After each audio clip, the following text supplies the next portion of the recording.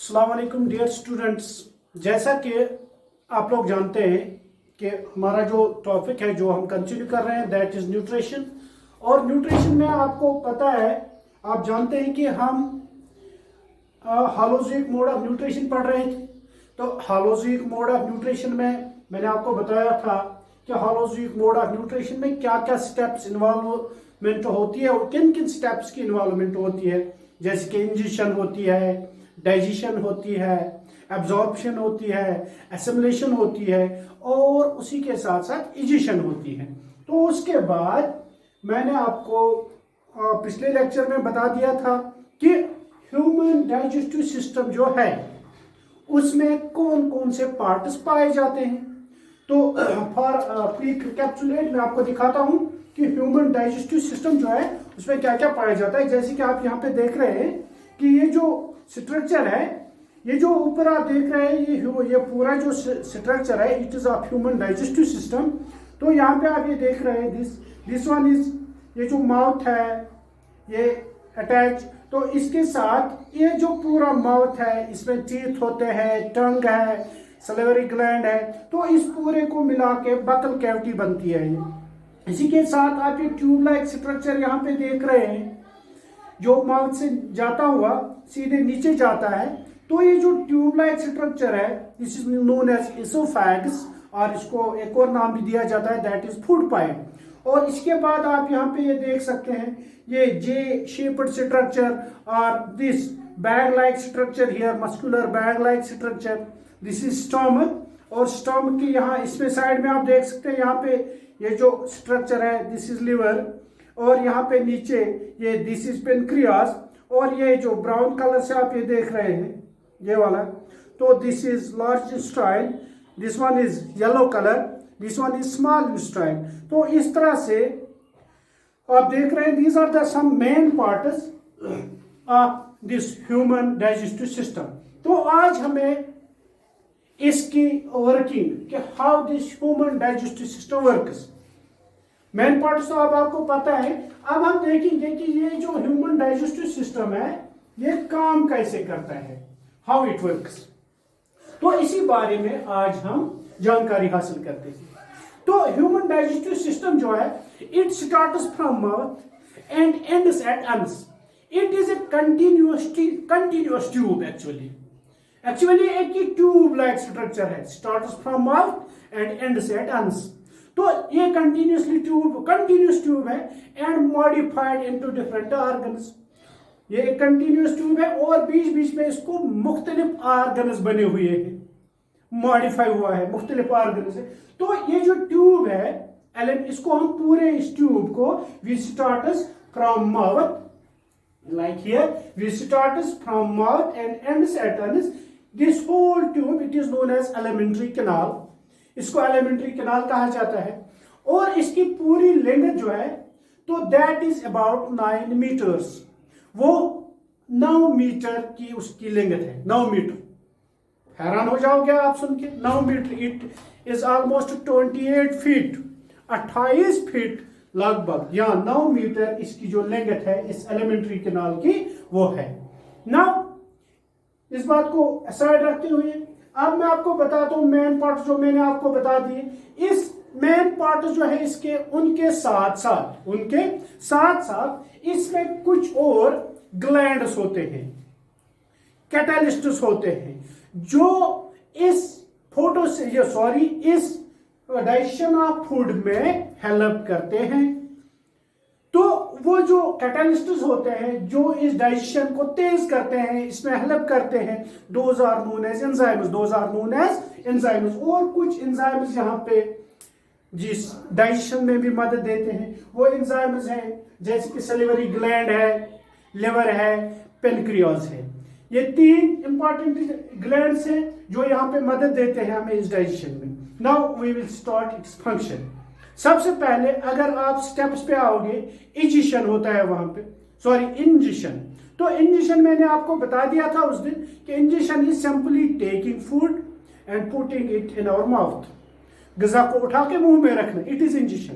Now ingestion हो गया, हमने ग़िज़ा उठाई, इसको मुंह में रख दिया। अब यहां से दूसरा काम शुरू होता है। That is the process of digestion. अगर हम अपने माउथ की बात करेंगे, जिसको मैंने आपको अभी बताया था, इसमें एक टंग होती है, जुबान है, दांत है, और इसमें सलिवरी ग्लैंड पाया जाता है। तो ये जो माउथ होता है, कलेक्टिवली इसको हम बकल कैविटी कहते हैं। तो ये जो बकल कैविटी है या ये माउथ है, इसमें क्या होता है, इस ग़िज़ा के साथ हमने चावल उठाए, मुंह में डाले, तो आप सबको पता है इनका साइज थोड़ा बड़ा होता है। तो दांतों का काम है, they break down this, physically they break down the food. Food का जो साइज होता है वो बड़ा होता है, ये दांत जो उसको चबाते हैं, क्रश करते हैं, टीयर करते हैं, तो उसको ये छोटे छोटे पीसेस में, छोटे छोटे पार्टिकल्स में तब्दील करते हैं। ये होता है टीथ का काम, कि ये इसको चिविंग, चबाते हैं ग़िज़ा को। फिजिकल डाइजेशन यहां पे होती है। फिजिकल शेप जो इस फूड की होती है वो चेंज होती है। अब इसमें टंग, सॉरी, सलिवरी ग्लैंड का क्या काम है? अगर आप देखेंगे what is salivary gland, what work it does, तो सिंपल बात है, आप हमेशा अपने मुंह में एक लिक्विड चीज महसूस करते हुए फील करते हैं, दैट इज सलाइवा। तो इस सलाइवा का क्या काम है? ये सलाइवा जो है एक्चुअली सलिवरी ग्लैंड इसको सेक्रीट करता है। तो इसका क्या काम होता है? तो इसका जो काम होता है दैट इज इट सिंपली, सबसे पहले इसका जो काम होता है, इट मॉइस्टन्स और वेट्स द फूड। ये जो ग़िज़ा होता है, ये हम खुश्क ग़िज़ा उठाते हैं तो मुंह में डालते हैं, ये जो सलेवा होता है ये उसको मॉइस्ट करता है, गीला करता है, और इसकी वजह से ये ग़िज़ा को इधर से इधर, हम जबान से इधर लेते हैं, इधर लेते हैं, तो इसके साथ पूरी तरह से ये सलाइवा मिक्स होता है, और इसको एक तो पूरी तरह से वेट करता है और दूसरा इसको स्लिपरी बनाता है। यहां पे अब एक और काम है, जो ये सलेवरी ग्लैंड है, इट सेक्रेट्स सलेवरी अमाइलेज। अब आप बोलोगे सलेवरी अमाइलेज क्या है? ये एक्चुअली एक ग्लैंड है, एक ये ग्लैंड, सलेवरी ग्लैंड जो है ये सेक्रेट करता है एक enzyme that is salivary amylase. अब ये सलेवरी अमाइलेज करता है क्या है इस ग़िज़ा के साथ? देखो, हमारे ग़िज़ा में मुख्तलिफ न्यूट्रिएंट्स होते हैं, कार्बोहाइड्रेट्स होते हैं, फैट्स होते हैं, प्रोटीन्स होते हैं। इन तीन चीजों की हमें डाइजेशन करनी होती है।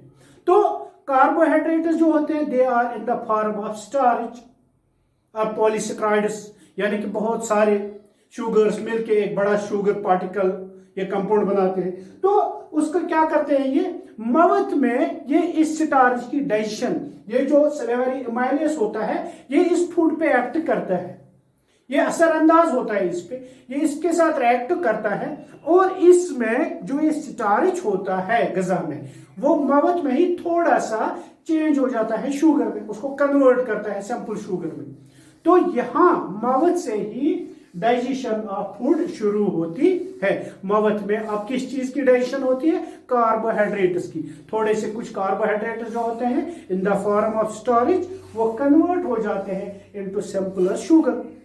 अब हो गया यहाँ पे ये फूड स्लिपरी बन गया, थोड़ा सा इसमें कार्बोहाइड्रेट डाइजेस्ट हो गया, इसके जो फिजिकल शेप है वो भी चेंज हो गई। Now tongue pushes it to the backward portion of mouth. Tongue जो है इसको पुश करती है फूड को बैकवर्ड पोर्शन में, जहां पे ये आप ट्यूब लाइक स्ट्रक्चर जो मैंने आपको दिखाया था, ये ट्यूब लाइक स्ट्रक्चर, ये वाला, तो ये जो ये ट्यूब लाइक स्ट्रक्चर है, अब फूड जो है टंग की मदद से इसमें आ जाता है। फूड ऑलरेडी स्लिपरी होता है, तो सीधे इस पाइप के जरिए से, इस ट्यूब के जरिए से, जिसको हम इसोफेगस कहते हैं, इसकी मदद से ये फूड सीधे आता है और स्टोमक में चला जाता है। पोछा ये सेमी डाइजेस्टेड, मॉइस्ट, ये वाला फूड होता है, इसको हम कायम बोलते हैं, कायम।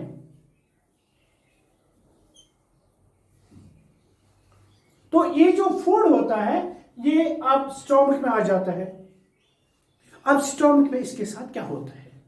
देखिए, स्टोमक जो है इसकी जो वॉल्स होती है, the walls of stomach secrete a juice that is known as gastric juice. Stomach की जो वॉल्स होती है वो एक जूस सेक्रेट करती हैं जिसको हम गैस्ट्रिक जूस बोलते हैं। Gastric juice comprises 3 substances. Gastric juice में 3 चीजें होती हैं। Number 1 HCl hydrochloric acid, number 2 pepsin an enzyme, और नंबर 3 म्यूक्स। अब इन 3 चीजों का अलग अलग क्या काम है। ये जो वॉल्स ऑफ स्टमक है ये चीज गैस्ट्रिक जूस सेक्रेट करती है, और गैस्ट्रिक जूस जो है वो मैंने आपको बताया 3 चीजें होती है उसमें। एक HCl होता है, एक पेप्सिन होता है और एक म्यूकस होता है। अब HCl का क्या काम है? एसिड।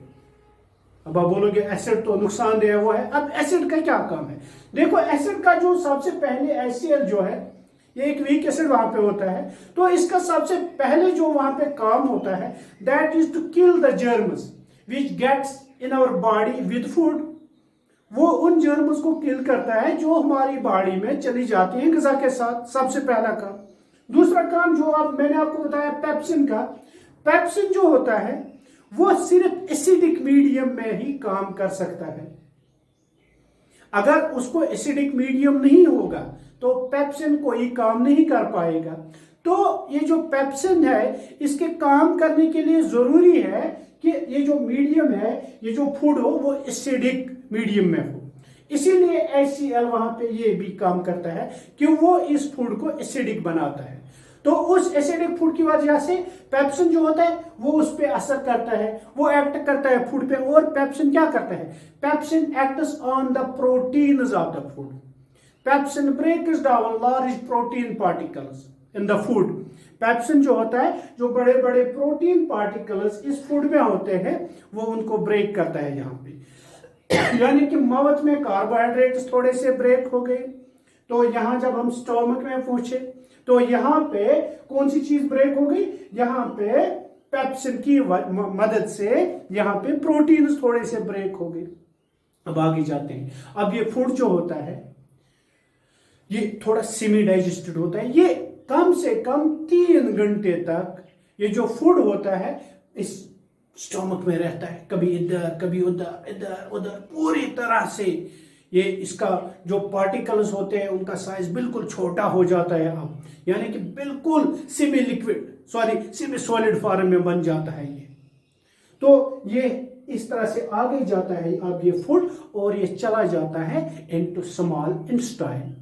तो स्मॉल इंटेस्टाइन और स्टमक के बीच में जहां पे ये स्टमक स्मॉल इंटेस्टाइन में जाता है वहां पे एक मसल होता है, स्फिंक्टर मसल।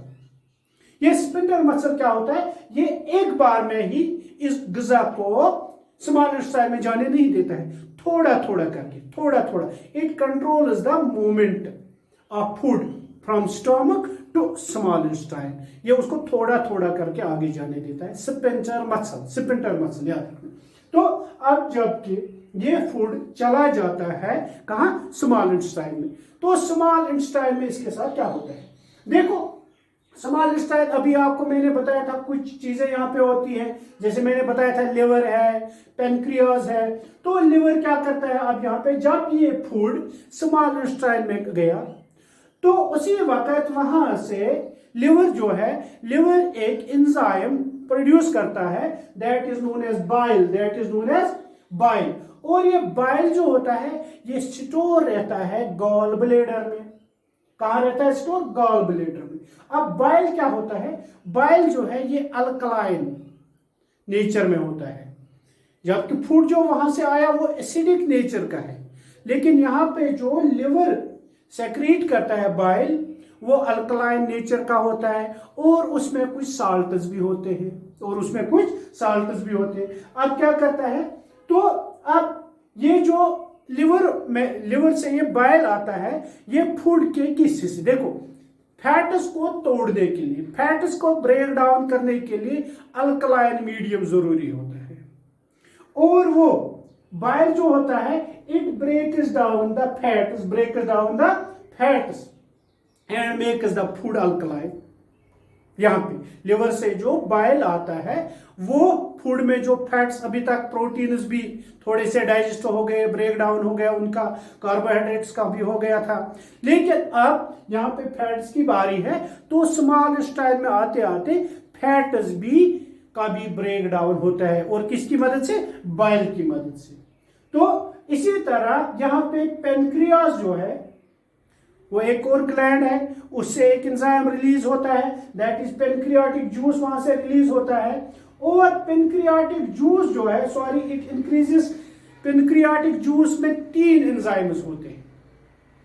ये जो पेनक्रियाज से पेनक्रियाटिक जूस रिलीज होता है उसमें 3 एंजाइम्स होते हैं। पेनक्रियाटिक अमाइलेज, ट्रिप्सिन और लाइपेज। पेनक्रियाटिक अमाइलेज, ट्रिप्सिन और लाइपेज। अब इन तीनों का क्या काम है? देखो, थोड़ा थोड़ा करके आपने देखा, माउथ में कार्बोहाइड्रेट्स की थोड़ी सी डाइजेशन हो गई, स्टोमक में प्रोटीन्स की डाइजेशन हो गई, स्मॉल इंटेस्टाइन में अभी हम देख रहे हैं बाइल की मदद से तो फैट्स की डाइजेशन हो गई। अब पेनक्रियाटिक अमाइलेज जो है, सॉरी, पेनक्रियाज जो है ये एक जूस रिलीज करता है दैट कंटेन्स 3 एंजाइम्स, उसमें 3 एंजाइम्स होते हैं। पेनक्रियाटिक अमाइलेज होता है, ट्रिप्सिन होता है और लाइपेज होता है। अब इन तीनों का काम देखिए क्या करते हैं। ये पेनक्रियाटिक अमाइलेज जो होता है, it acts upon the starch, यानी कि जो कार्बोहाइड्रेट पार्ट होता है फूड में, ये उस पर एक्ट करता है, उसका ब्रेक डाउन करता है, फर्दर ब्रेक डाउन। वो ऑलरेडी ब्रेक डाउन हुआ होता है, अगर कुछ रह गया है तो उसका फर्दर ब्रेक डाउन होता है। इसी तरह ट्रिप्सिन, जो प्रोटीन्स रह जाते हैं वहां स्टोमक से बच के आते हैं, उनका यहाँ पे फर्दर ब्रेक डाउन होता है। और इसी तरह लाइपेज जो होता है, अभी बाइल से अगर कुछ छूटा फैट्स तो ये लाइपेज उन फैट्स का भी ब्रेक डाउन कर देता है। इस तरह से हम देखते हैं यहाँ पे ये जो होते हैं ये इनका पूरा ब्रेक डाउन कर देते हैं यहाँ तक। अभी जब ये फूड थोड़ा आगे जाता है, क्योंकि small intestine is the largest part of alimentary canal, it is about 6.5 metres long, 6.5 metre की इसकी लेंथ होती है। फूड चलता रहता है आहिस्ता आहिस्ता। It is very much coiled and twisted, आपने देखा होगा जानवरों का। तो इस तरह अब ये गिजा जो आगे जाता है, स्मॉल इंटेस्टाइन की जो वॉल्स होती है, दे सेक्रीट सम इंटेस्टाइनल जूसेस, उनमें से आप कुछ सेक्रीशंस निकलती हैं, कुछ जूसेस निकलते हैं। वो क्या करते हैं? दे फर्दर डाइजेस्टर्स और breaks down these carbohydrates to glucose. ये जो अब इंटेस्टाइनल जूस निकलता है, इंटेस्टाइनल सेक्रीशंस होती है स्मॉल इंटेस्टाइन से, ये जो कॉम्प्लेक्स अभी कुछ चीजें होती है इसमें, उनको फर्दर ये सिंपल बनाते हैं, कार्बोहाइड्रेट्स को सिंपल ग्लूकोज बनाते हैं, which can easily be absorbed. इसी तरह प्रोटीन्स को अमाइनो एसिड्स में चेंज करते हैं और फैट्स को फैटी एसिड्स या ग्लाइसरॉल में चेंज करते हैं। इस तरह से यहां तक आते आते ये जो पूरी डाइजेशन ऑफ फूड होती है ये कंप्लीट होती है। Digestion of food is completed, कि इसमें जो कुछ भी था, कार्बोहाइड्रेट था, फैट था, प्रोटीन था, स्मॉल इंटेस्टाइन में आते आते इनकी पूरी डाइजेशन होती है। अब इससे आगे क्या होता है? देखो क्या होता है कि ये जो अब इसके बाद ये था डाइजेशन का टॉपिक, इसके बाद होता है एब्जॉर्प्शन कैसे होती है।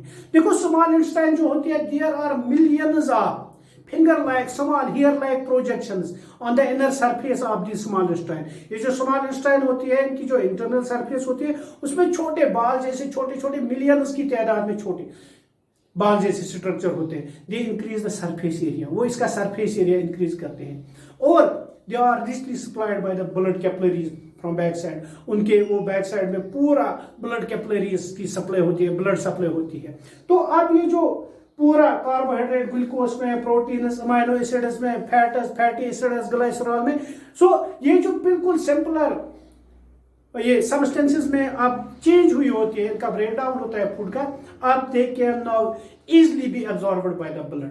अब ये आराम से आहिस्ता आहिस्ता चलता है इस स्मॉल इंटेस्टाइन में आगे आगे, और साथ साथ ये ब्लड में जो जो चीज एब्जॉर्ब होती है उस साइज की होती है वो सीधे ब्लड स्ट्रीम में चली जाती है।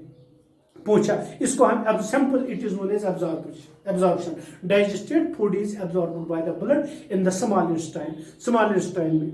इसके बाद एक और पॉइंट है, that is assimilation. Assimilation is to release energy. तो जब ये फूड अब ब्लड में आ गया digested food in the form of glucose, in the form of amino acids, in the form of fatty acids. तो अब ये गजा सेल्स तक जाता है, तो सेल्स में सेल्यूलर रेस्पिरेशन होती है, ऑक्सीडेशन होती है, और इसमें जो एनर्जी होती है वो वहां से निकलती है, and we further use that energy, that is assimilation. और रेस्पिरेशन में हम इन डिटेल पढ़ेंगे। उसके बाद इसमें एक और स्टेप होता है, दैट इज डाइजेशन। अब पूरा गजा जो होता है that is not digested fully, some food remains undigested. कुछ गजा जो होती है वो अनडाइजेस्टेड रहती है, और ये जो अनडाइजेस्टेड गजा होती है it travels towards the large intestine, ये लार्ज इंटेस्टाइन में चली जाती है। तो लार्ज इंटेस्टाइन एक बड़ा सा ट्यूब होता है, कॉइलेड ट्यूब होता है वो भी। तो लार्ज इंटेस्टाइन में भी क्या होता है, अगर इस गजा में कुछ पानी होता है अभी भी तो वो एब्जॉर्ब होता है, कुछ न्यूट्रिएंट्स होते हैं वो एब्जॉर्ब होते हैं, और ये जो अब ये फूड रहता है it becomes something solid like structure, ये सॉलिड फॉर्म में आ जाता है, एंड और सॉलिड फॉर्म में आते आते it moves towards the rectum, it moves towards the rectum. और आपको यहाँ पे दिखाता हूँ, ये लार्ज इंटेस्टाइन है, लार्ज इंटेस्टाइन में आते आते ये यहाँ पे आते, यहाँ इस रेक्टम में जो सॉलिड पार्टिकल्स होते हैं, सॉलिड फॉर्म होती है इसकी, यहाँ पे आता है, and when we have a need to go to a toilet and we pass feces there, so that is this undigested food। और हमें जब टॉयलेट जाना होता है वो हम फीसेस या स्टूल की फॉर्म में इसको रिलीज करते हैं, अपनी बॉडी से आउट करते हैं, तो that is actually this undigested food. तो it is all about the digestive system, human digestive system, and the process how this food is digested in the human body. So it is all for today. Thank you very much.